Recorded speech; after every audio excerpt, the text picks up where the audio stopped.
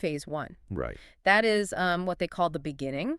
I want you to just close your eyes for a second and try to imagine the sensory reality of what that actually means. It's terrifying to even think about. It really is. You wake up, but your eyes are completely useless. Yeah, because it's not just dark. No, it is this heavy, absolute, suffocating void. You try to open your mouth to scream, to, ask where you are, but you can't. Because there's tape. Thick duct tape across your face. You try and move your hands, and they are bound tight with zip ties. And then there's the silence. The silence. That's the part that really gets to you in the descriptions of this space. Yeah. It is not a natural silence. It's a dead silence. Right, because the walls are literally eating the sound. You reach out blindly, and all you feel is foam. Padded walls. Padded walls, a padded ceiling, and underneath you, this thick, gray shag carpet that smells like mildew and dirty socks. You are completely untethered from time in that environment. Exactly. You don't know if it's day or night. You are utterly, entirely alone. That sensory deprivation is the first step in dismantling a personality. Wow. It's a softening up process, basically, designed to make the human mind pliable. Except in the book we are covering today, which is Appetite for Innocence by Lucinda Berry. Incredible book. Truly. The terror isn't just the isolation. As your eyes finally start to adjust to that gloom, you realize you aren't alone. There is someone else in the room. Another girl, but she isn't zip-tied. No, she's walking around freely. She has a curtain for privacy, and when she looks at you, she isn't looking at you with solidarity or fear. Just it's annoyed. Annoyed. And that dynamic right there is the hook that makes this book more than just a standard crime thriller. Absolutely. We are doing a deep dive into Appetite for Innocence today, and honestly, the thriller label feels almost reductive to me. It does. It really does. This is a brutal clinical case study on the human psyche under extreme duress. It is a hard read. I mean, we are talking about abduction, sexual violence, psychological torture. But our mission for this deep dive isn't to just gawk at the horror. Right. We want to unpack the specific psychological mechanisms at play here. We're going to talk about something called survival identification syndrome. Which is a distinct beast from the Stockholm Syndrome that everyone knows. Very different. We need to talk about the blurred lines between being a victim and being an accomplice. Because by the end of this book, those lines aren't just blurred, they are completely obliterated. And the kicker, the thing that really kept me up at night reading this, is the realization that getting rescued is not the end of the story. Not even close. In fact, for the characters in Appetite for Innocence, the rescue is where the real nightmare begins. It completely challenges that Hollywood narrative that freedom fixes trauma.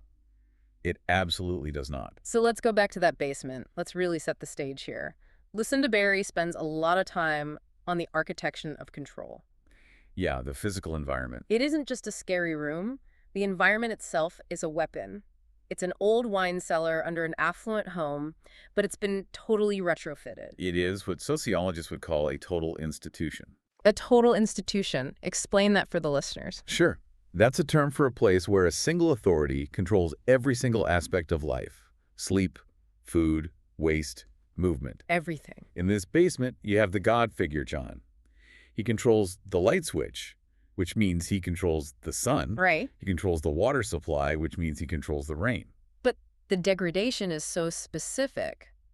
Take the bathroom situation, for example. Oh, yeah. It's described as an old person's bedpan just sitting in the corner. And it seems like just a gross detail, but it is highly strategic. How so? By forcing these teenage girls, Ella and Paige, to use a bedpan in a shared space in front of each other, you strip away their dignity instantly. You reduce them to biological functions. Exactly. It makes them feel like animals, which then makes it easier for the captor to treat them like animals. And it creates shame. Intense shame, which keeps them docile. But here's where it gets really interesting to me.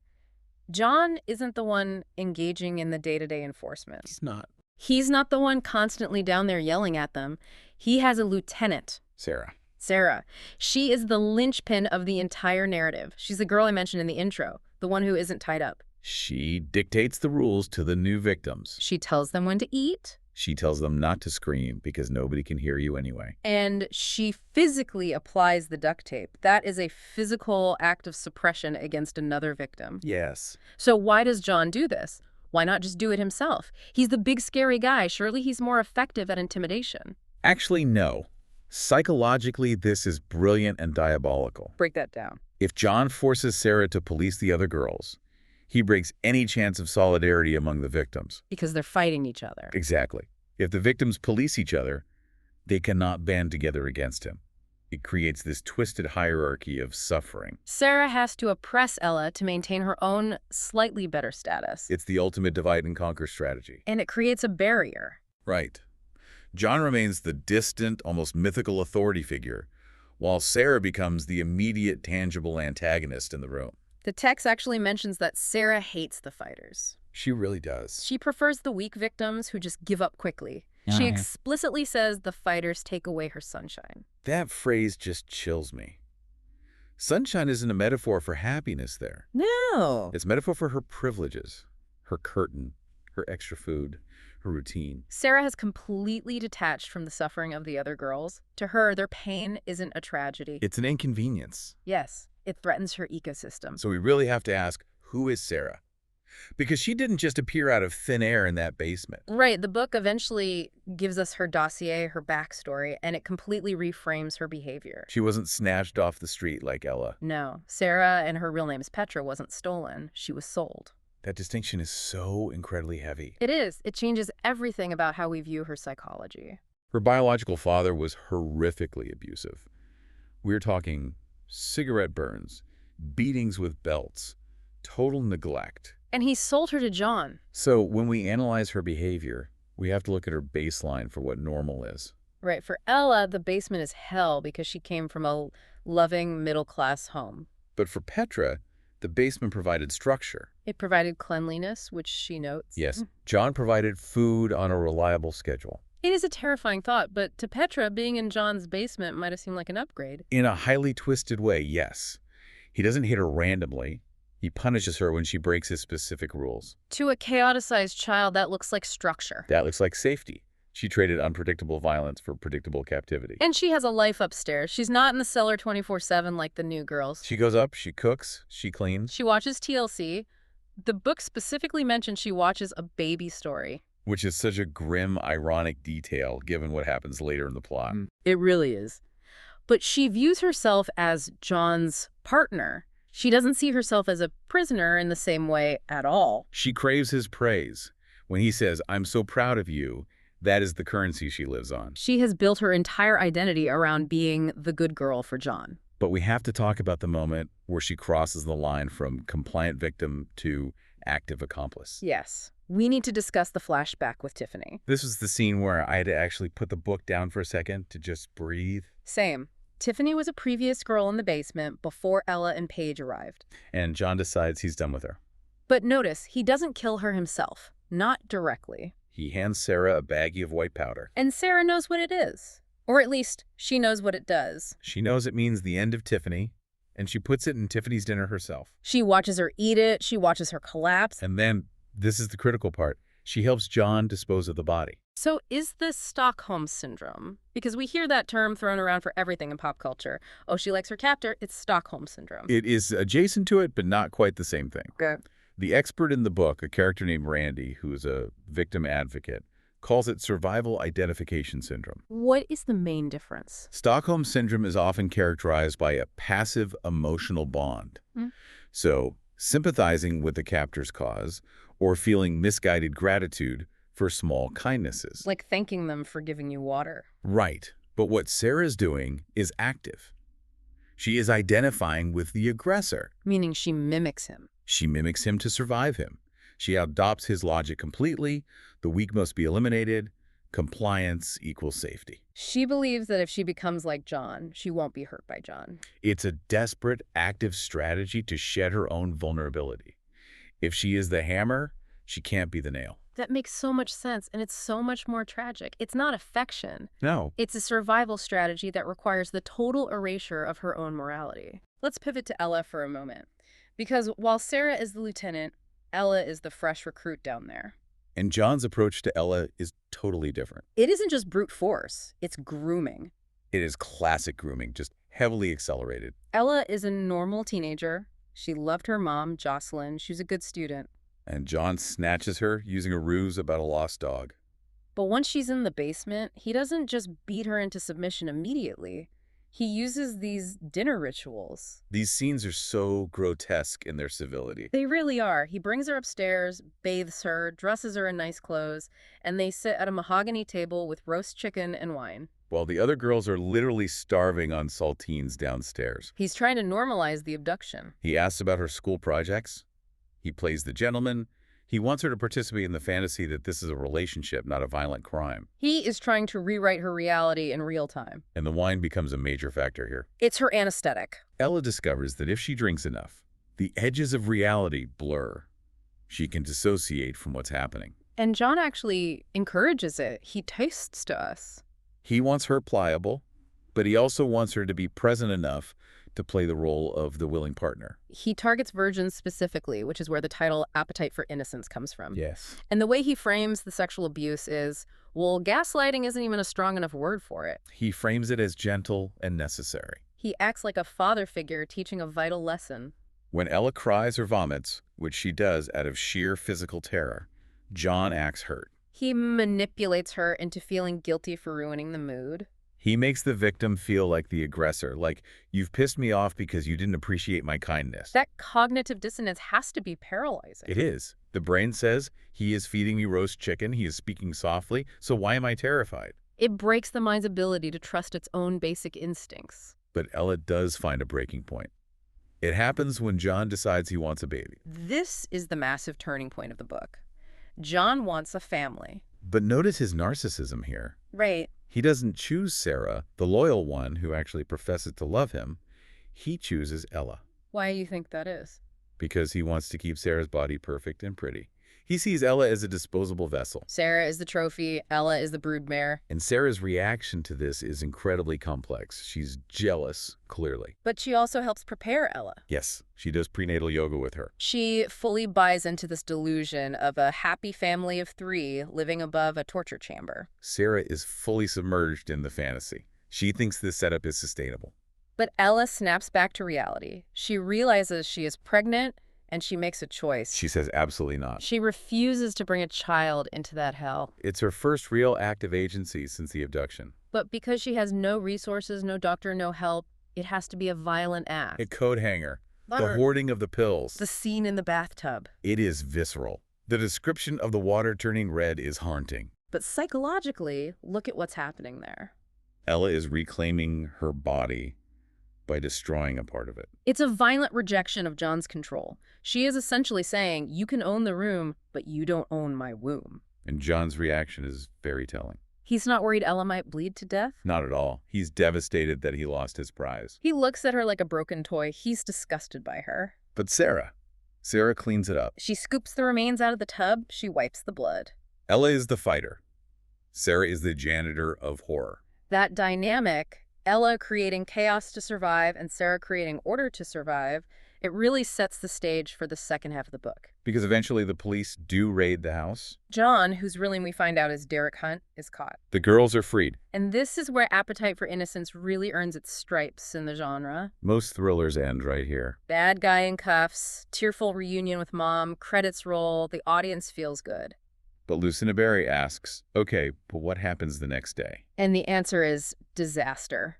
Total disaster. Ella goes home to her mom, Jocelyn. But there's a massive problem. Sarah. Sarah has no family to go back to. She's facing the foster care system in Iowa, and Jocelyn makes a decision that made me want to literally throw the book across the room. She takes Sarah in. Why? I mean, from a psychological standpoint, really, why would a mother bring the girl who taped her daughter's mouth shut, who held her down while she was abused, into their home? It's a phenomenon called pathological altruism. Explain that. Jocelyn is a mother who failed to protect her own child. She didn't even know Ella was missing until it's too late. So she's consumed by guilt. Exactly.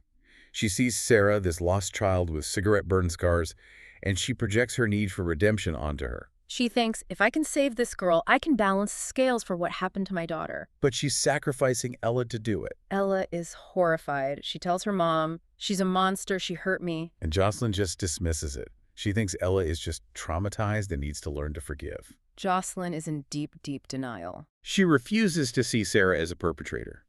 She only sees the victim side of her. And by doing that, she completely invalidates Ella's reality. She forces Ella to live with her abuser.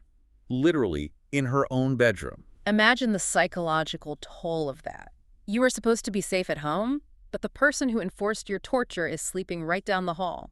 The house becomes a pressure cooker. Ella retreats entirely. She starts drinking heavily. Stealing Kahlua, hiding vodka bottles under the bed. She picks at her stitches until they bleed. Self-harm and substance abuse. Yeah.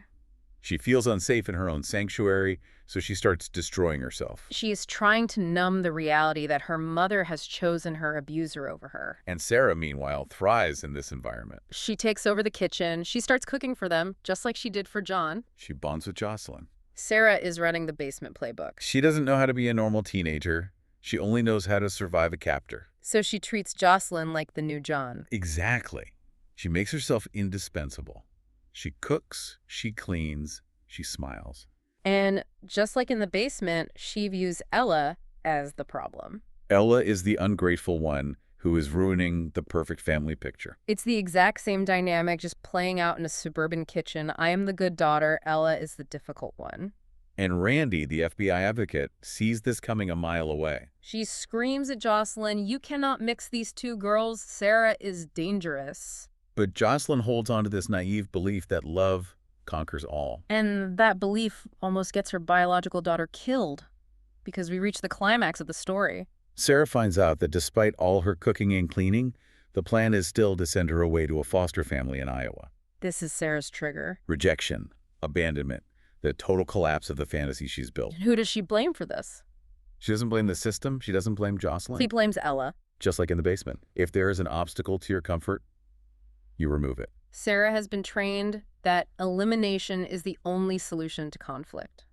So she does exactly what she did to Tiffany. She drugs Ella's dinner. The repetition to the method is chilling.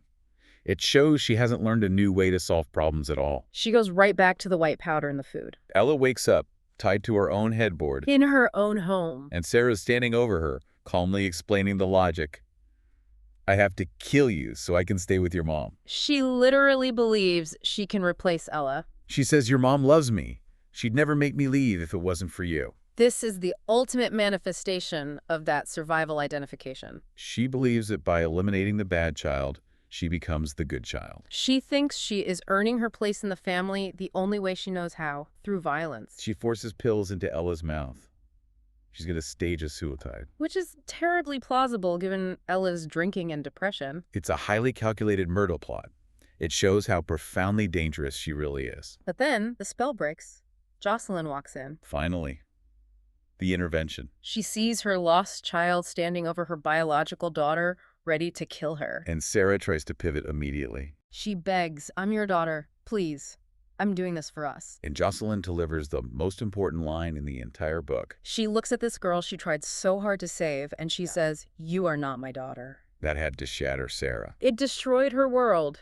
You have to remember, Sarah's entire psychology relies on validation from the authority figure. She needs the God figure to tell her she is good. When the authority rejects her, she collapses. She doesn't fight back at that point. No, she curls into a fetal position. She reverts to the terrified, abused child she really is. The police come. Sarah is taken away. Ella survives. But it is not a happy ending. Not at all. Yeah. Ella is physically free, but she's an alcoholic with deep physical and emotional scars. She hasn't been to school. She is broken. And Sarah ends up in a mental institution. And the detail that really stuck with me, Sarah sits in that institution and she still believes John loves her. She thinks he's coming back for her. That is so deeply depressing. Why hold on to that specific delusion? Because if John doesn't love her, then everything she did, killing Tiffany, torturing Ella, trying to kill Ella, was for nothing. It means she is just a monster. Exactly. To admit he is a monster is to admit her entire survival strategy was a lie. She can't survive that truth. So she protects the delusion to protect her own sanity. This deep dive leaves us with some really uncomfortable themes to ponder. We really have to talk about the nature of victimhood here. Throughout the book, you hate Sarah. You do. She's cruel, she's manipulative, but she is a victim. The book forces us to hold two conflicting truths at the exact same time. Sarah is a monster and Sarah is a victim. We like our victims to be perfect, you know? Noble, resisting, kind, just waiting for a hero to save them. Sarah is the imperfect victim. She shows us that trauma doesn't ennoble people, It doesn't magically make you a saint. Sometimes trauma makes you mean. Sometimes it makes you incredibly dangerous. It strips away your humanity just to survive. And the book really highlights the failure of the systems around these girls. Jocelyn failed by trying to be a savior instead of a protector. The police failed by not catching John sooner. The school system failed Petra years ago when she was showing up to class with visible burns. It's a stark warning about boundaries. Empathy without boundaries is just self-destruction. Jocelyn tried to save a drowning person and almost got pulled under herself. You cannot love someone into wellness when they are that severely broken, not without professional help and intense safety measures. So we are left with this heavy reality. The physical basement is gone, but the psychological walls are still very much there. Recovery isn't a destination. It's a negotiation. It's a lifelong process of trying to silence those voices from the basement. Before we go, I want to leave you with a thought to really chew on. We've talked a lot about justice today. John is in prison. Sarah is locked up. But think about Sarah's brain for a minute. She was molded by monsters from early childhood. She never had a chance to form her own morality. Right. Her moral compass was magnetized by severe abuse. So, can someone like Sarah ever truly be held responsible for her actions? Or is she just another weapon John created? Is she the murderer, or is she simply the murder weapon? That is the ultimate question here. And I don't think there's an easy answer. If you remove the free will, can you actually have guilt? It's something I'll be thinking about for a very long time. Me too. Thank you for joining us on this deep dive into Appetite for Innocence. Take care of yourselves out there. Stay safe.